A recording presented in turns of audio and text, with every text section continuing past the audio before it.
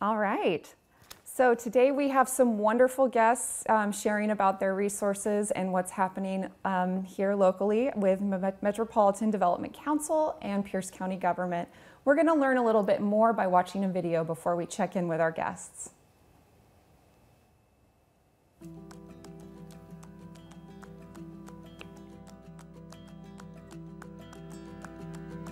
The shift from stability to instability can happen in an instant with no warning.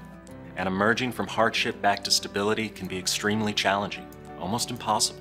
At MDC, we believe in human potential. We value the hope and promise of every individual and believe in everyone's ability to succeed. We help you secure your basic needs so you can create a path forward. Our practices are based on human-centered care where your voice matters. Whether you're needing assistance with housing, employment, substance use disorder, or furthering your education, we're here to support you. MDC has services that include behavioral health, housing, energy assistance, weatherization, education, and employment. We are your partner, working with you towards personal and generational stability.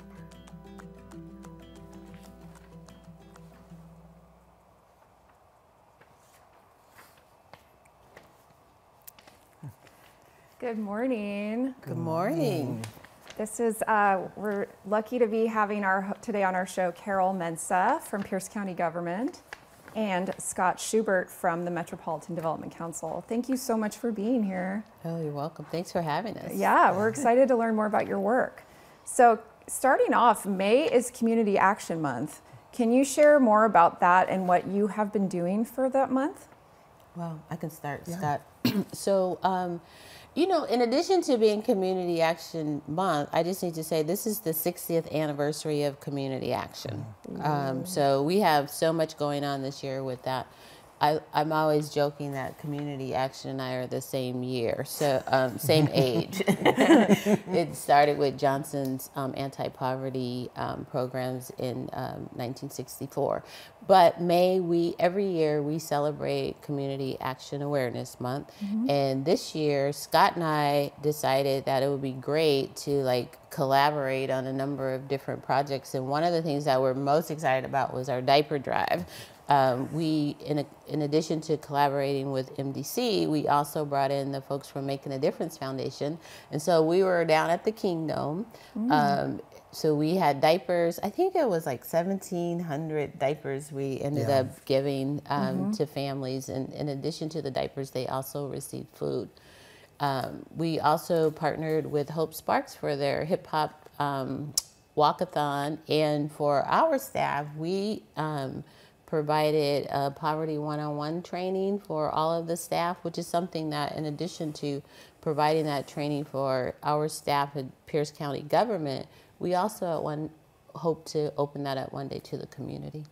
That is excellent, and I love hearing about all the collaboration happening. Tell us a little bit about the community needs assessment and how you're collaborating on that. Yeah, so the community needs assessment is something that we do every 3 years as individual organizations. So my organization, Metropolitan Development Council, represents the Tacoma region, and then Carol's organization represents the rest of Pierce County. So the great thing about that is we can really partner together to ensure that all of Pierce County, including the city of Tacoma, are really taken care of, and that we're really focused on anti-poverty work across the entire region. And so with the community needs assessment, Carol and I were both relatively new in our roles this past year, 2 years. And so what we decided to do is, instead of doing an individual one, where my organization did and Carol did, we were really thinking about coming together and really joining forces. And so usually we get about maybe 400 responses from each of our organizations. This past year, we had over 2,500 responses from the community. Wow, that's incredible. Yeah. It just shows you how sharing resources and with your thought partners at the other organizations can really help you go farther.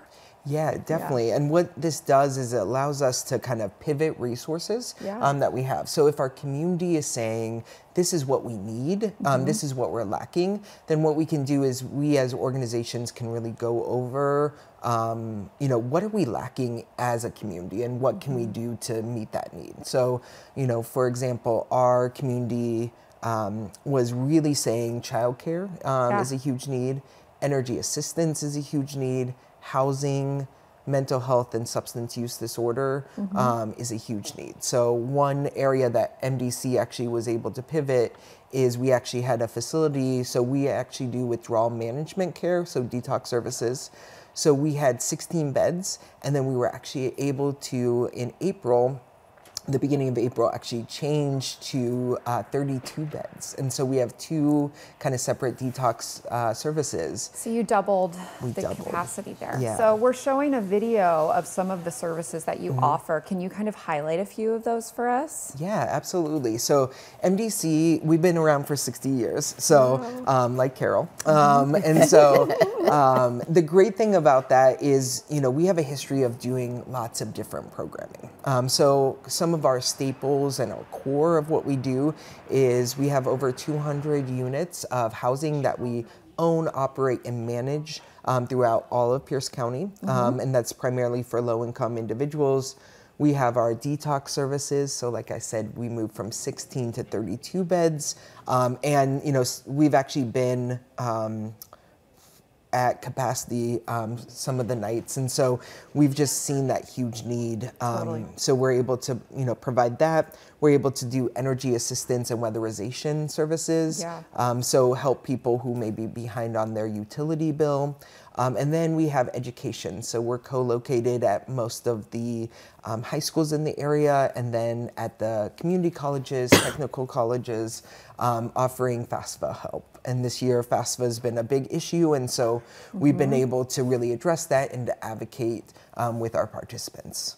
That is so great. So speaking of education and all of the services you provide for all stages of life, I want to hear from Carol about some of the early learning centers that you're managing. Correct. So in addition, we also, most of the community action programs provide some of the same programs. So we also have energy assistance, weatherization, and but we have our ECAP program, which is Early Childhood Education Assistance Program, and it's for income qualified families and for children if they turn 3 by August.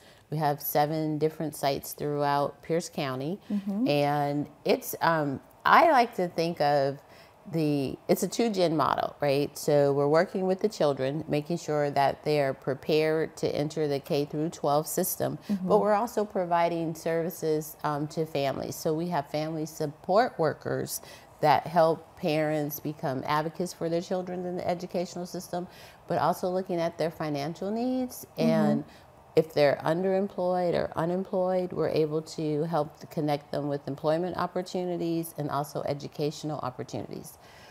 It's a real anti-poverty model because many of our parents, they bring their children to the center, they volunteer, and some of them later become employed by Pierce County government. And not just in our ECAP program. We have folks that are in our weatherization program that started off as ECAP parents. And so it's a great economic anti-poverty model, but for the children it's great. They go into the K through 12 system ready to read, which is very important. And because of the screenings that are done in the program, if kids have, if they need glasses or if there's hearing issues or learning disabilities, which is very important for them to identify that early in life, they're able to get those services. And in addition to the ECAT, we also have Child Reach, which works with tribal communities. And it's the same, it's a screening program to look for those those deficiencies that, things that will help them later on in life. That is so important. All of those things kind of created an ecosystem to combat poverty. Yes. Incredible. I would love to hear more from you, Scott, about how MDC's focus is more on high school and college age education, as you mentioned. Can you share more about that and some of the partnerships?